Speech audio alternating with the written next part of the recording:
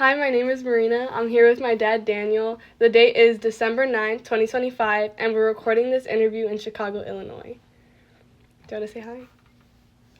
Hello, my name is Danny. I am Marina's father. Okay, so let's just jump right in. Okay, what were your parents like? My parents were involved parents. My mom was pretty strict.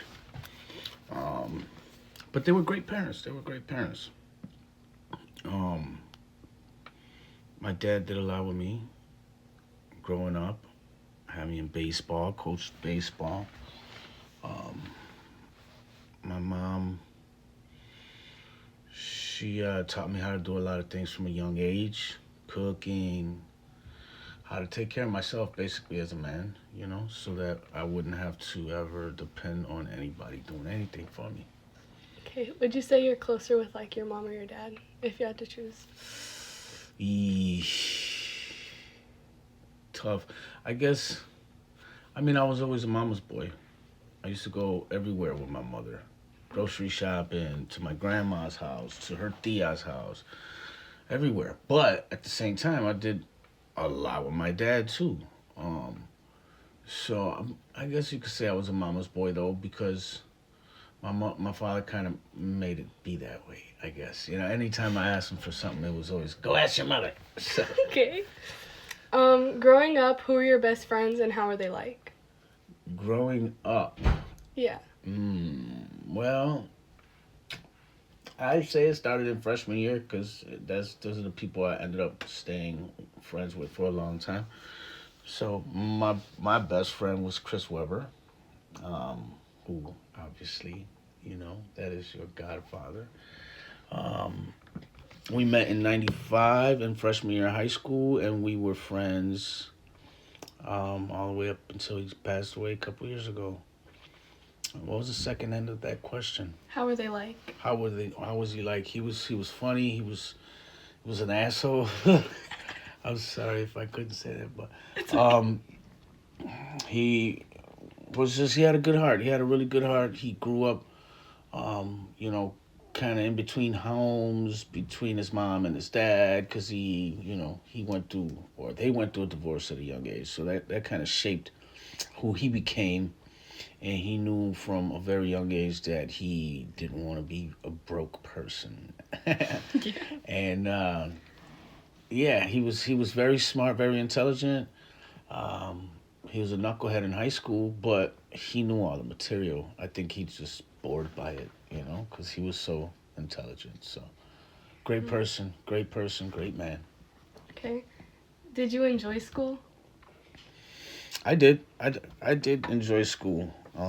There were some classes I didn't enjoy because maybe I just didn't understand them, and I didn't have the guidance that I needed to get through some of them courses. Like math was one of my things that I had trouble with.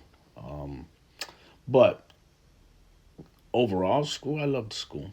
I liked school. I was never one to, you know, skip school and be like, no, I went to school. I went to school. I enjoyed my classes. I enjoyed my peers, and I had a good time. Okay. What would you say is like the hardest or saddest moment that. Oh, are you okay? Here. Sorry. You're good. Okay, what would you say is the hardest or saddest moment that you've had in your life?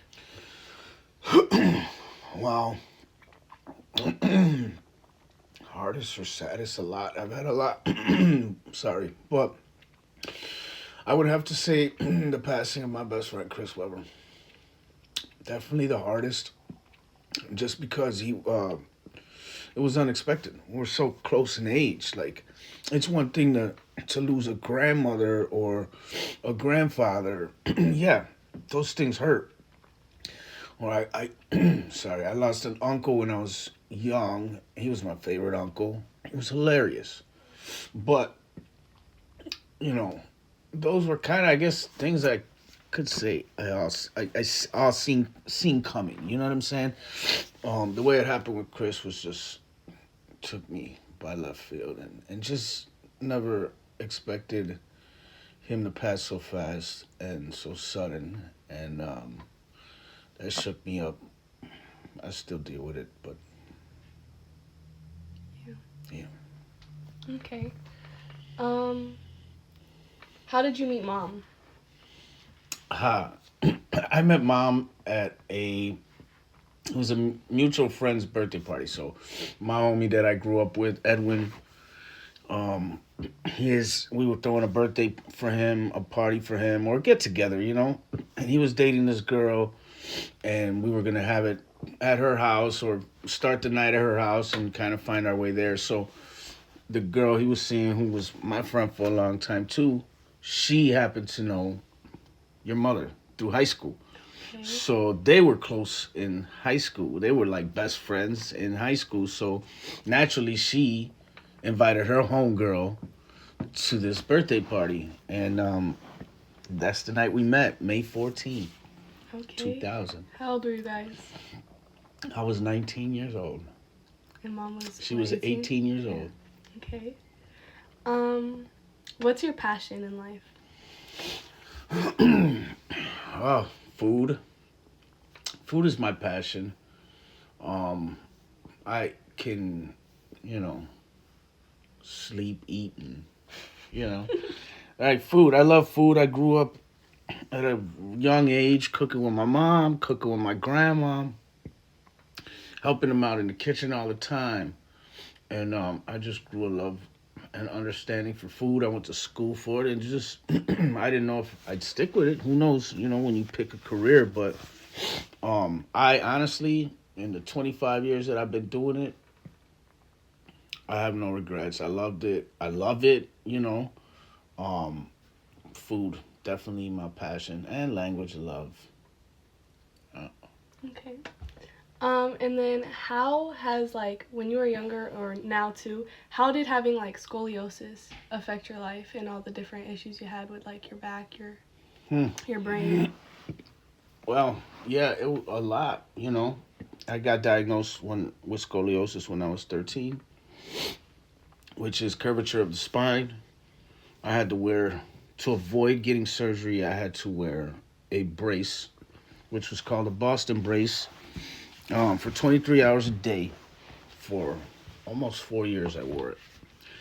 So that was tough in high school, obviously. People used to mess with me. Some people would mess with me. Most people didn't let me alone. But yeah, it was rough. People joked on me. My homies would always joke on me, but they're my homies. And anyway, um, yeah, they weaned me onto this brace, but they never weaned me off. Right. So when it was time to take it off, my back was weak. It was dependent on this cast for almost 4 years. But I never thought to do some sort of physical therapy afterwards to strengthen my back. So soon after, I herniated a disc, and then things just kind of kept on happening to me with my back. I've had a couple back surgeries that have sidelined me from my career, but I always went back. And then, yeah, most recently I had a brain surgery, which was crazy. So, um, it was a literal near death situation. It was a live or die, walk or not situation. So I had to have surgery to save my life, basically. How did you feel like knowing that you could die going under surgery? I don't think it was as bad as knowing I could die waiting for surgery. Yeah. Like when I found out about it and they scheduled me, it wasn't for a month that my neurosurgeon could do it. I had to wait a whole month going to sleep with that on my head every day. By the time surgery came, I was just ready to get it over with. Yeah. I wanted to have it. Because didn't you have Thaddeus at that time too? Yep, we had Thaddeus already, and he was young. And he was a little guy, and I had to go through a lot of therapy for it, physical therapy, and it was something I would never wish on anybody. It was the most painful thing I've ever dealt with in my life. But I'm here. Yeah, no, that's right. Okay, and my last question, are you proud of me? Oh my God, am I ever? Yeah, absolutely. You are.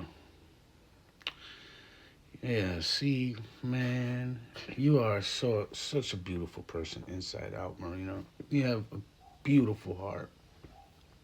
You're thoughtful. You're funny.